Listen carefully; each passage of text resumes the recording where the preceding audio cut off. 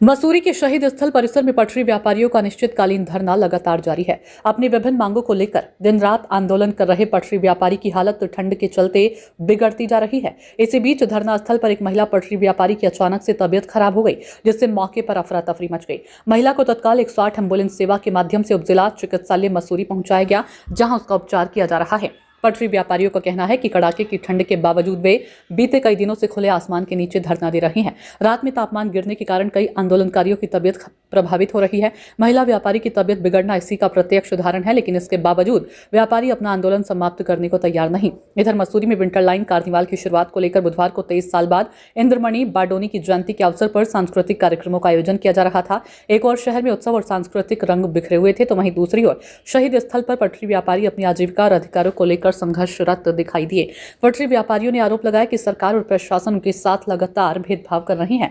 उन्होंने कहा कि कई बार अपनी समस्याओं को लेकर गुहार लगाने के बावजूद ना तो प्रशासनिक अधिकारी और ना ही कोई जनप्रतिनिधि उनसे मिलने धरना स्थल पर पहुंचा, जो कि बेहद दुर्भाग्यपूर्ण है। व्यापारियों ने स्पष्ट चेतावनी देते हुए कहा कि अंजाम चाहे जो भी हो, वे अपना प्रदर्शन जारी रखेंगे और अनिश्चितकालीन हड़ताल पर डटे रहेंगे। पटरी व्यापारियों ने बताया कि उन्होंने मुख्यमंत्री पुष्कर सिंह धामी को एसडीएम मसूरी के माध्यम से ज्ञापन भेजकर अपनी समस्याओं के समाधान और उन्हें व्यवस्थित किए जाने की मांग की, लेकिन अब तक कोई ठोस कार्रवाई नहीं हुई है।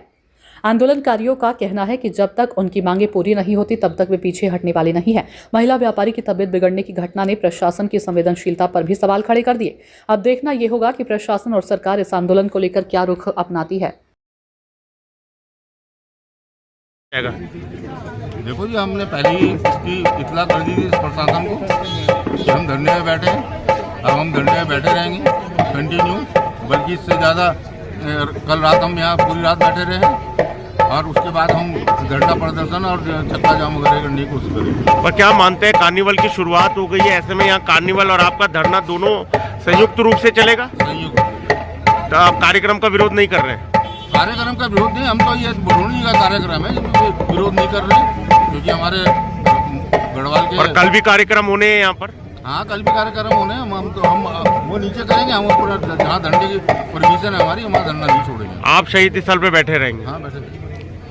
मसूरी में जैसा कि हम देख रहे हैं कि अब पर्यटन सीजन आपका सीजन हमारा स्टार्ट हो चुका है और यहाँ पर जो हमारी जितने पटरी व्यापारी हैं, इनके लिए बहुत ही मतलब दुख का क्षण यहाँ पर इन लोगों के लिए है। और जिस प्रकार से ये लोग आज इस टाइम पे इनका रोजगार जो चलना चाहिए था, दुगना दिन रात दुगनी चुगनी से उसको तरक्की होनी चाहिए थी रोजगार में, आज वो बेचारे धरने में उनको बैठना पड़ रहा है। बहुत ही बड़े दुख की बात है। और मैं समझता हूँ मसूरी का जो हमारा प्रशासन है, मसूरी नगर पालिका जो हमारी है, उनको इसमें संज्ञान नहीं ले रहे हैं, ये भी बड़े दुख की बात है। आज 4 दिन इन लोगों को यहाँ बैठे हो चुके हैं, कोई भी आपके सरकारी व्यक्ति यहाँ पर नहीं आया है। सरकार को इस तरफ ध्यान देना चाहिए। और इनका किसी भी तरह ये एक मसूरी की मैं समझता हूँ एक रीढ़ है।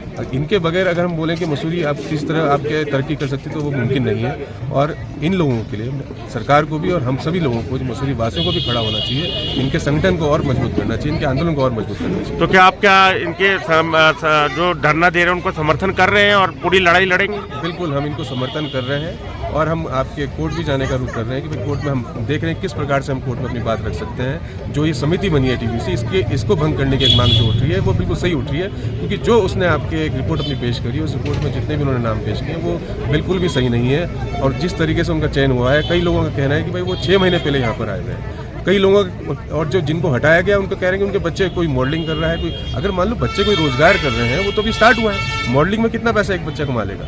और जिस हिसाब से 10,000 की जो उन्होंने एक वो रखी थी, वो भी आपके गलत है। और वो ये जो समिति है वो भंग करनी चाहिए और नई समिति की हम मांग करेंगे, उसमें नए क्राइटेरियाज होनी चाहिए। उसके हिसाब से सब आपके जितने पटरी व्यापारी हैं उन सबसे बात करके, जो यहाँ पर वरिष्ठ नागरिक हैं मसूरी के, उन सबसे एक संयुक्त